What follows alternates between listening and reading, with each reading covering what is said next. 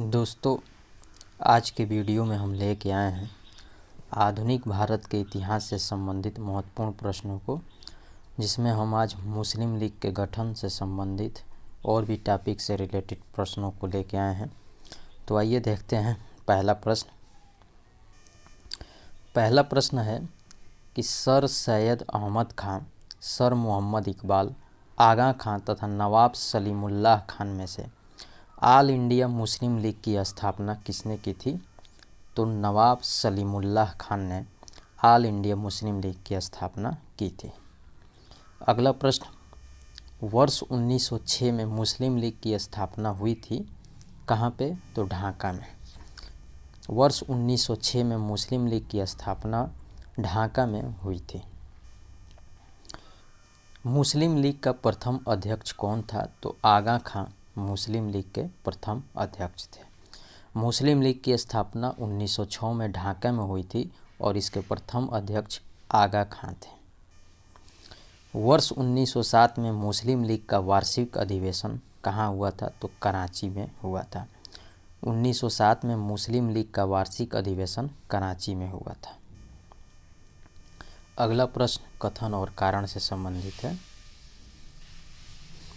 कथन है कि लीग ने कांग्रेस के मुस्लिम जनता के साथ मिलकर उद्देश्य पूर्ति में लगाने के अधिकार को मानने से मना कर दिया।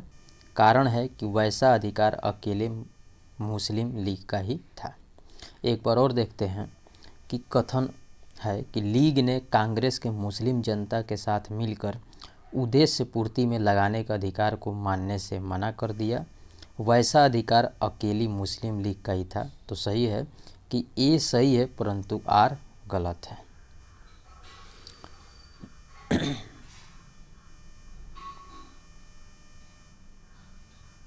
अगला प्रश्न, भारतीय स्वाधीनता संघर्ष के संदर्भ में सत्य कथन क्या है? तो हकीम अजमल खान राष्ट्रवादी तथा चरमपंथी अहरार आंदोलन शुरू करने वाले नेताओं में से थे। भारतीय राष्ट्रीय कांग्रेस के संगठन के समय सर सैयद अहमद खान ने इसका विरोध किया। मौलाना बरकतुल्ला और मौलाना अब्दुल्ला सिंधी काबुल में भारत की अंतःकालीन सरकार का गठन करने वालों में से थे। अगला प्रश्न है कि वर्ष 1906 में लॉर्ड मिंटो से शिमला में मिले मुसलमानों के शिष्टमंडल ने प्रार्थना की कि मुसलमानों के लिए पृथक निर्वाचन वर्ग की। वर्ष 1906 में लॉर्ड मिंटो से शिमला में मिले मुसलमानों के शिष्टमंडल ने प्रार्थना की कि मुसलमानों के लिए पृथक निर्वाचन वर्ग हो। अगला प्रश्न है कि वर्ष 1908 में अखिल भारतीय मुस्लिम लीग की एक लंदन शाखा की स्थापना हुई अमीर अली की अध्यक्षता में। अगला प्रश्न, मुसलमान यदि खुश और संतुष्ट हैं तो भारत में ब्रिटिश शक्ति का महत्तम बचाव होगा। यह किसने लिखा था? तो W. हंटर ने। मुसलमान यदि खुश और संतुष्ट हैं तो भारत में ब्रिटिश शक्ति का महत्तम बचाव होगा। यह लिखा था W. हंटर ने। अगला प्रश्न मार्ले मिंटो सुधार से संबंधित है। मार्ले मिंटो सुधार बिल पारित किया गया था तो वर्ष 1909 में। 1909 में मार्ले मिंटो सुधार बिल पारित किया गया। अगला प्रश्न, वर्ष 1909 के इंडियन काउंसिल एक्ट में व्यवस्था की गई थी सांप्रदायिक प्रतिनिधित्व की। अगला प्रश्न, राष्ट्रीय आंदोलन की अवधि में जिस घटना में मतभेद के बीच थे और वह जिसने अंततः देश का विभाजन कराया था वह था कि विधानसभाओं में मुसलमानों के लिए पृथक निर्वाचन क्षेत्रों और स्थानों का आरक्षण। एक बार और देख लेते हैं कि राष्ट्रीय आंदोलन की अवधि में जिस घटना में मतभेद के बीच थे और वह जिसने अंततः देश का विभाजन कराया वह था विधानसभाओं में मुसलमानों के लिए पृथक निर्वाचन क्षेत्रों और स्थानों का आरक्षण। अगला प्रश्न दिल्ली दरबार और राजधानी परिवर्तन से संबंधित है। तो आइए देखते हैं। ब्रिटिश काल में दिल्ली के पहले भारत की राजधानी कहाँ थी? तो कलकत्ता थी। ब्रिटिश काल में दिल्ली के पहले भारत की राजधानी कलकत्ता थी। वर्ष 1912 में जब राजधानी कलकत्ता से दिल्ली लाई गई, उस समय भारत का वायसराय कौन था? तो लॉर्ड हार्डिंग था। अगला प्रश्न, दिल्ली भारत की राजधानी कब बनी? तो वर्ष 1912 में। नोट में दिया हुआ है कि वर्ष 1911 में बंगाल विभाजन को रद्द कर भारत की राजधानी कलकत्ता से दिल्ली स्थानांतरित करने की घोषणा की गई। 1 अप्रैल 1912 को दिल्ली राजधानी बनाई गई। अगला प्रश्न, वह जिसके राजकीय प्रवेश के अवसर पर दिल्ली में बम फेंका गया था, तो वह था लॉर्ड हार्डिंग पर।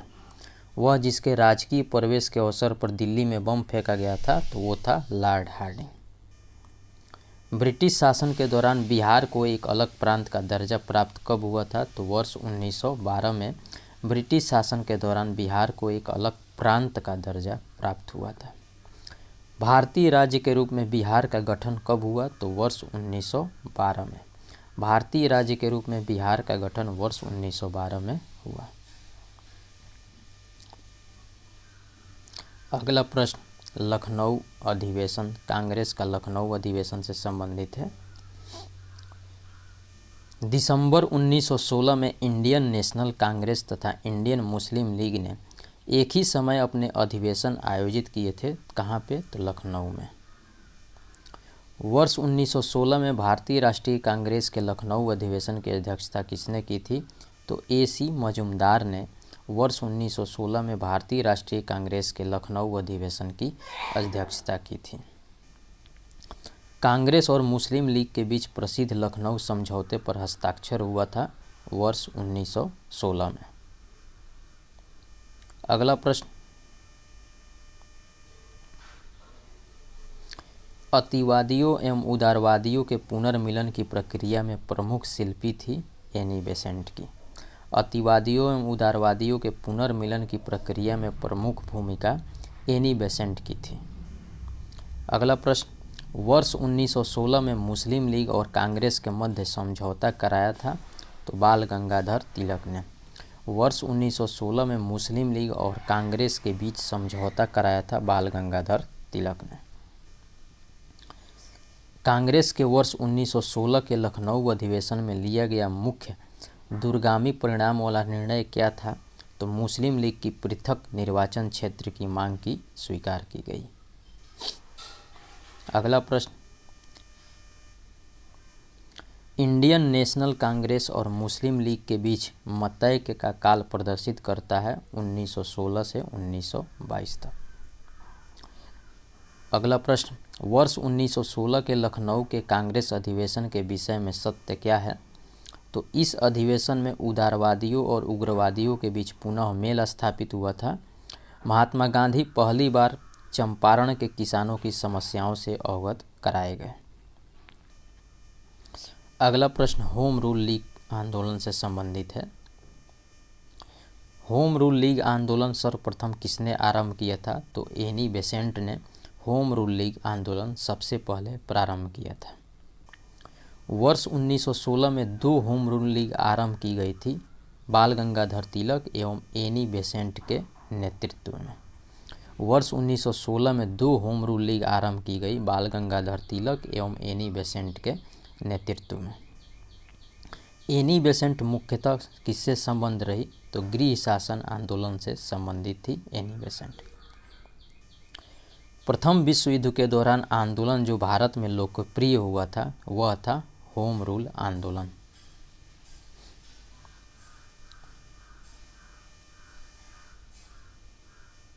अगला प्रश्न है कि बाल गंगाधर तिलक, एनी बेसेंट एवं सुब्रमण्यम अय्यर तथा TS आलकाट में से होम रूल लीग की स्थापना में योगदान नहीं था, तो TS आलकाट का होम रूल आंदोलन में होम रूल लीग की स्थापना में योगदान नहीं था TS आलकाट का।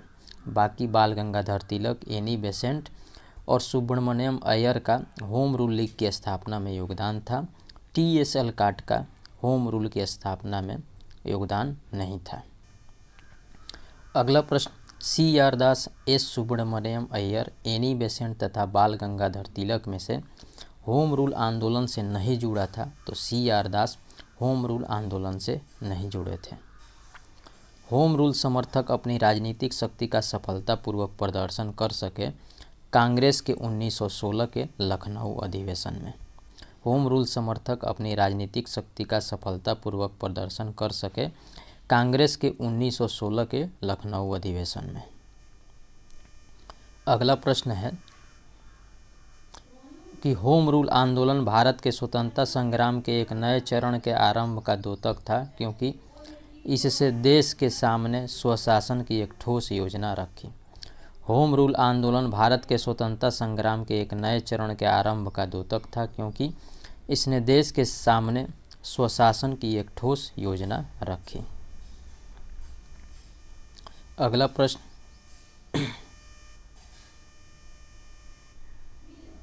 होम रूल लीग के संबंध में सत्य है कि सबसे पहले इसकी योजना एनी बेसेंट ने वर्ष 1914-15 में प्रस्तुत की थी।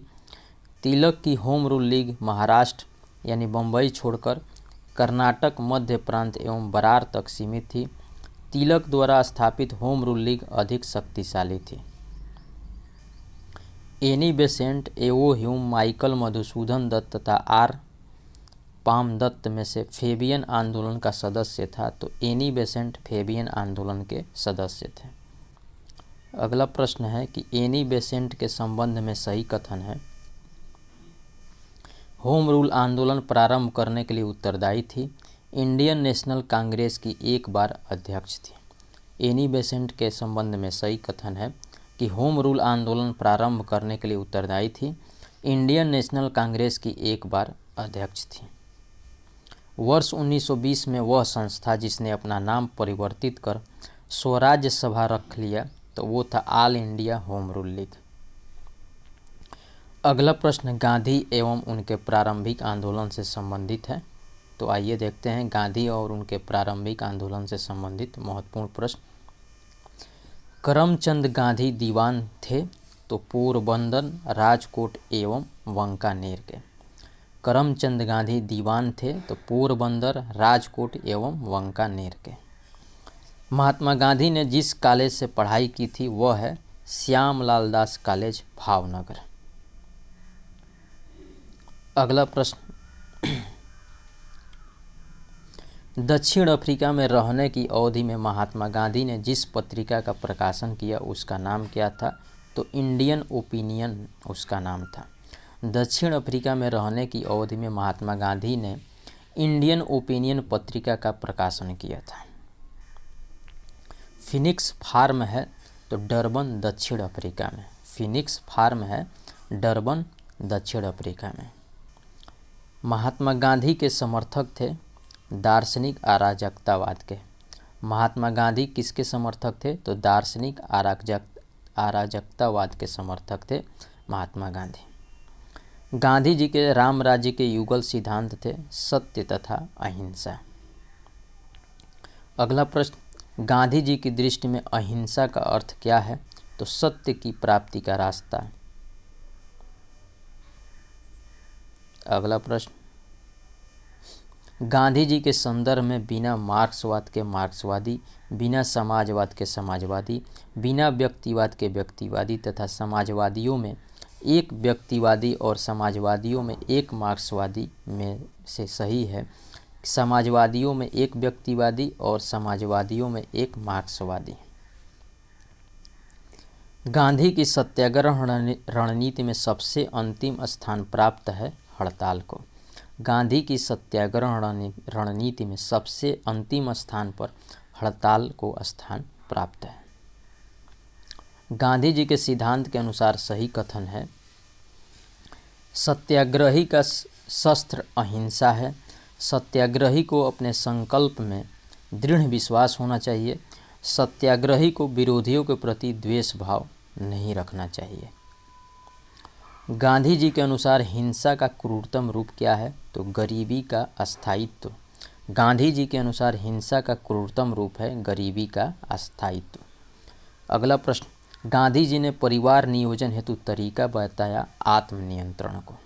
गांधी जी ने परिवार नियोजन हेतु तरीका आत्मनियंत्रण को बताया।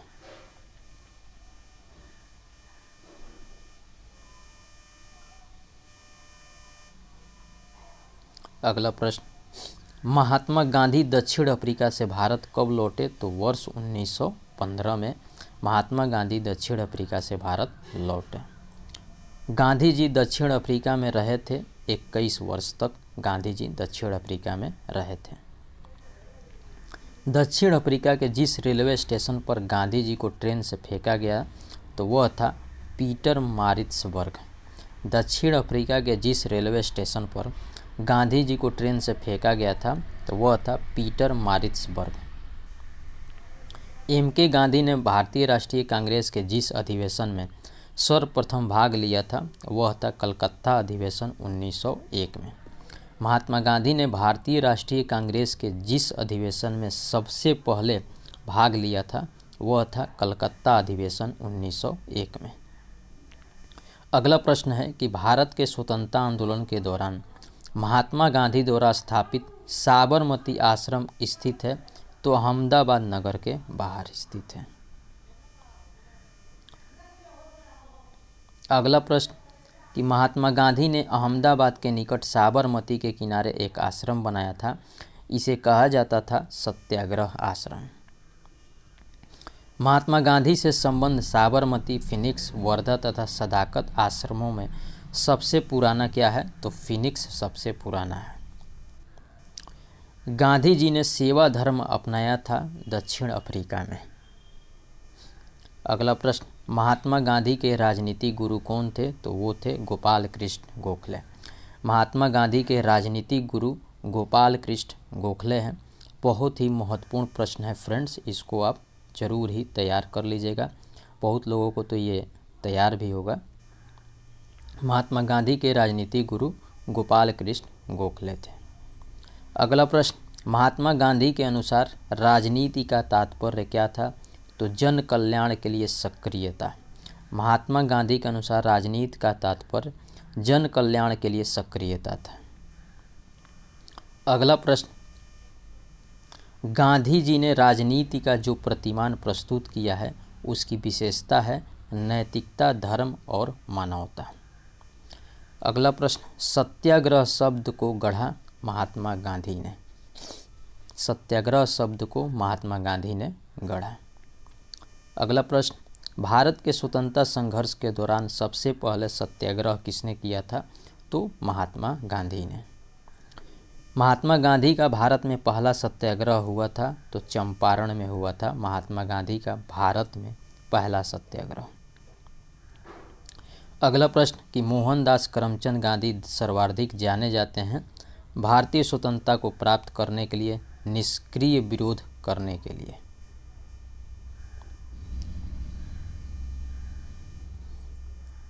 अगला प्रश्न है कि विदेशी वस्त्रों की बर्बादी ही उसके साथ सर्वोत्तम व्यवहार है, यह किसने कहा था? महात्मा गांधी ने। ब्रिटिश निर्मित उत्पादों का गांधी का बहिष्कार प्रभावी हुआ क्योंकि ब्रिटेन भारत को एक बड़ा निर्मित वस्तुओं का बाजार समझता था। ब्रिटिश निर्मित उत्पादों का गांधी का बहिष्कार प्रभावी हुआ क्योंकि ब्रिटेन भारत को एक बड़ा निर्मित वस्तुओं का बाजार समझता था। अगला प्रश्न है कि महात्मा गांधी के राजनीतिक जीवन की घटनाओं का कालक्रम है। तो सबसे पहले चंपारण, उसके बाद अहमदाबाद मिल हड़ताल, उसके बाद खेड़ा, उसके बाद असहयोग आंदोलन। ये भी प्रश्न बहुत ही महत्वपूर्ण है फ्रेंड्स। महात्मा गांधी के राजनीतिक जीवन की घटनाओं का कालक्रम क्या है? तो सबसे पहले चंपारण आंदोलन, उसके बाद अहमदाबाद मिल हड़ताल, उसके बाद खेड़ा, उसके बाद असहयोग आंदोलन। अगला प्रश्न, महात्मा गांधी के बारे में सही कथन है कि उन्होंने अपनी प्रारंभिक शिक्षा राजकोट में प्राप्त की थी। कस्तूरबा के साथ उनका विवाह 13 वर्ष की आयु में हुआ था। उन्होंने विधि का अध्ययन द इनर टेम्पल लंदन में किया था। वे रस्किन की पुस्तक अन टू द लास्ट से सर्वाधिक प्रभावित हुए थे।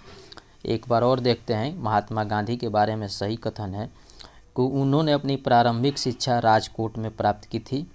कस्तूरबा के साथ उनका विवाह 13 वर्ष की आयु में हुआ था, यानी महात्मा गांधी की पत्नी का नाम कस्तूरबा था। उन्होंने विधि का अध्ययन द इनर टेम्पल लंदन में किया था। वे रस्किन की पुस्तक अनटू दिस लास्ट से सर्वाधिक प्रभावित हुए थे। रस्किन की पुस्तक अनटू दिस लास्ट है। अगला प्रश्न है, महात्मा गांधी ने कहा था कि उनकी कुछ सबसे गहन धारणाएं अनटू दिस लास्ट नामक पुस्तक में प्रतिबिंबित होती है और इस पुस्तक ने उनके जीवन को बदल डाला। इस पुस्तक का वह संदेश जिसने महात्मा गांधी को बदल डाला वह था, व्यक्ति का कल्याण सबके कल्याण में निहित है।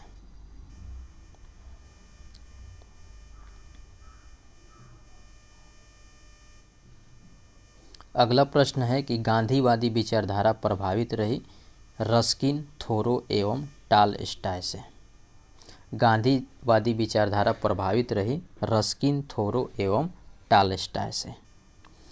अगला प्रश्न है कि स्वदेशी आंदोलन, खिलाफत आंदोलन, व्यक्ति सत्याग्रह आंदोलन तथा भारत छोड़ो आंदोलन में से जिस आंदोलन से गांधी जी संबंधित नहीं थे तो वो था स्वदेशी आंदोलन। स्वदेशी आंदोलन से गांधी जी संबंधित नहीं थे।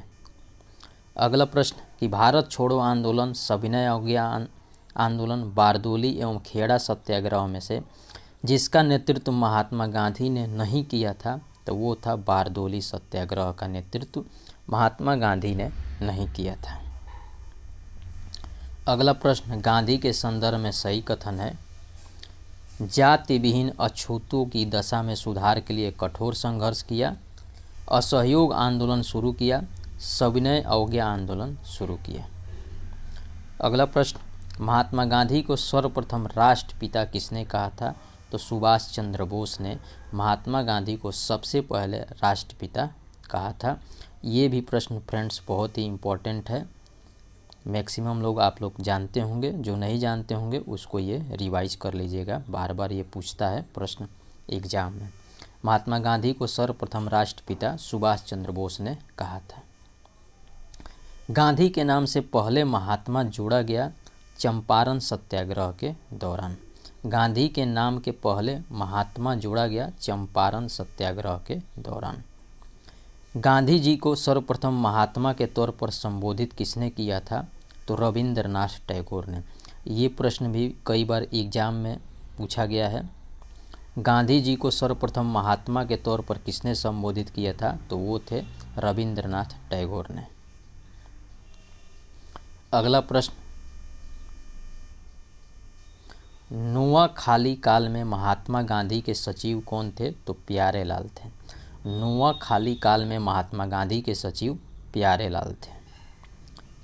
राजकोट सत्याग्रह, खेड़ा सत्याग्रह, वाइकोम सत्याग्रह तथा असहयोग आंदोलन में से जिस सत्याग्रह आंदोलन में गांधी जी ने प्रत्यक्ष रूप से भाग नहीं लिया था तो वो था वाइकोम सत्याग्रह। अगला प्रश्न, भारतीय इतिहास के संदर्भ में वाइकोम के संबंध में सही कथन है, यह अस्पृश्यता और जातिगत भेदभाव के विरुद्ध एक सत्याग्रह था। महात्मा गांधी ने इस सत्याग्रह में भाग लिया था।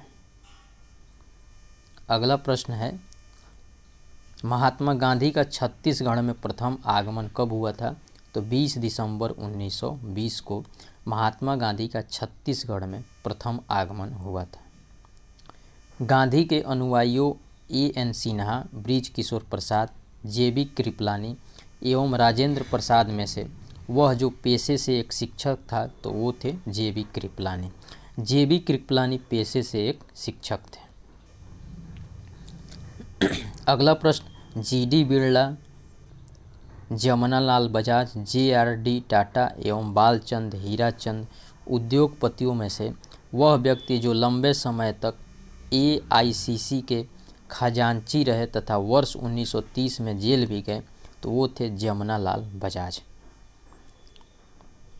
जमनालाल बजाज लंबे समय तक AICC के खजांची रहे तथा वर्ष 1930 में जेल भी गए।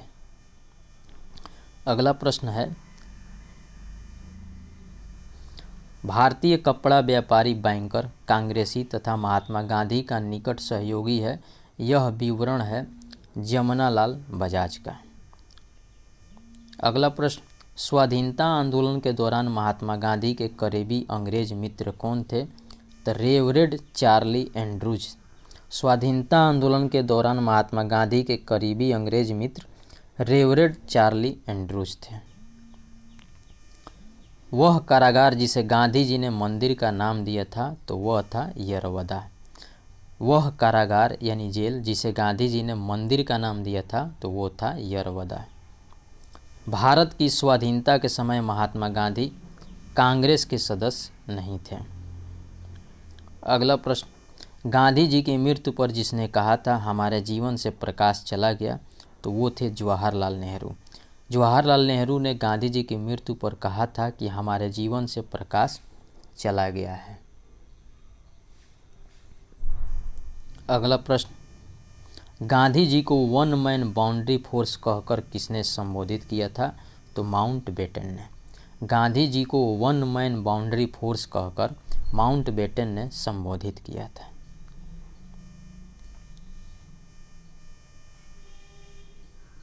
अगला प्रश्न है कि जिसने महात्मा गांधी को आदेशित किया था कि वह भारत में प्रथम वर्ष खुले कान पर मुंह बंद कर व्यतीत करें तो वो थे गोपाल कृष्ण गोखले ने। जिसने महात्मा गांधी को आदेशित किया था कि वह भारत में प्रथम वर्ष खुले कान पर मुंह बंद कर व्यतीत करे तो वो गोपाल कृष्ण गोखले ने कहा था। अगला प्रश्न, भारतीय राजनीति में प्रवेश के पूर्व 1 वर्ष तक देश में पर्यवेक्षक एवं विद्यार्थी के रूप में रहने की सलाह गांधी जी को दी थी गोपाल कृष्ण गोखले ने। अगला प्रश्न, गलत साधन हमें कभी भी सही उद्देश्य तक नहीं ले जाते हैं, यह कहा करते थे महात्मा गांधी। बहुत ही महत्वपूर्ण कथन है फ्रेंड्स।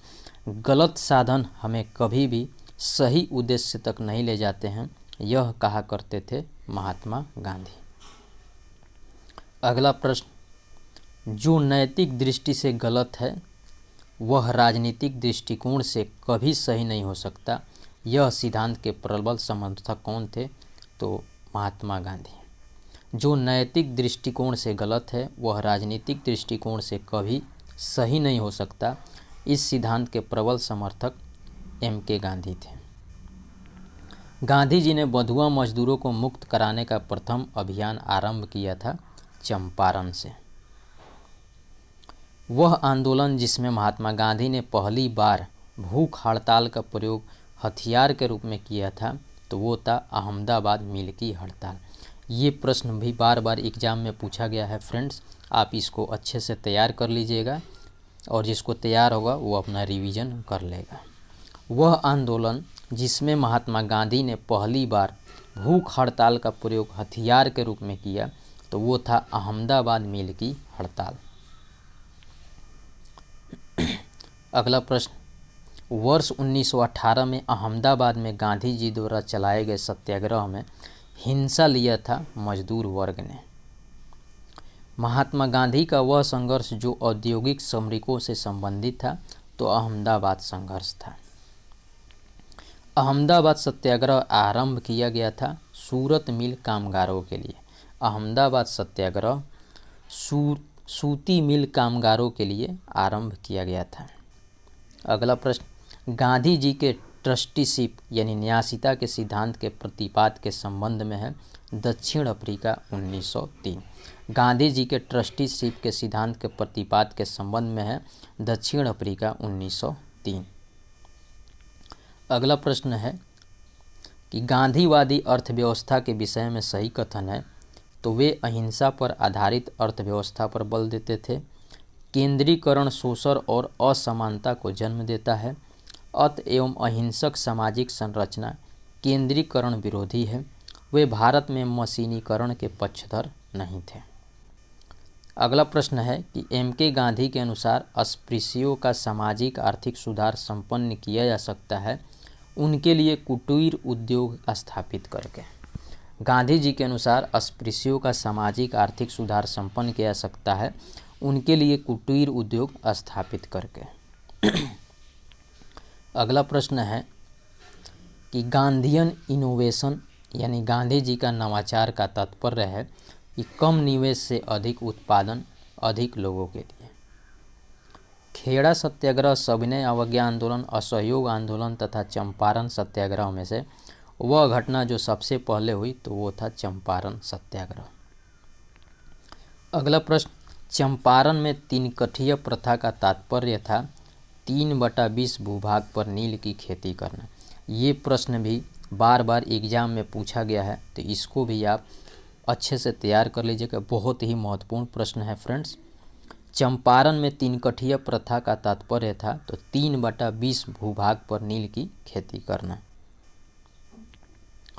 अगला प्रश्न, गांधी जी ने भारत में पहली बार सत्याग्रह आंदोलन बिहार में प्रारंभ किया, कहाँ से? तो चंपारण से। ये भी प्रश्न बार बार एग्जाम में पूछा गया है। गांधी जी ने भारत में पहली बार सत्याग्रह आंदोलन बिहार में प्रारंभ किया, चंपारण से। अगला प्रश्न, गांधी जी का चंपारण आंदोलन था तो नील कृषकों की समस्याओं के समाधान हेतु गांधी जी का चंपारण आंदोलन था। गांधी जी का चंपारण आंदोलन नील कृषकों की समस्याओं के समाधान हेतु था। फ्रेंड्स, ये हमारा आज का आखिरी प्रश्न था कि गांधी जी का चंपारण आंदोलन नील कृषकों की समस्याओं के समाधान हेतु था। तो फ्रेंड्स, ये था हमारा आज का वीडियो कैसा लगा आप हमारे कमेंट बॉक्स में ज़रूर बताइएगा। वीडियो को लाइक करें, शेयर करें और हमारे चैनल को सब्सक्राइब करें। जय हिंद, नमस्कार।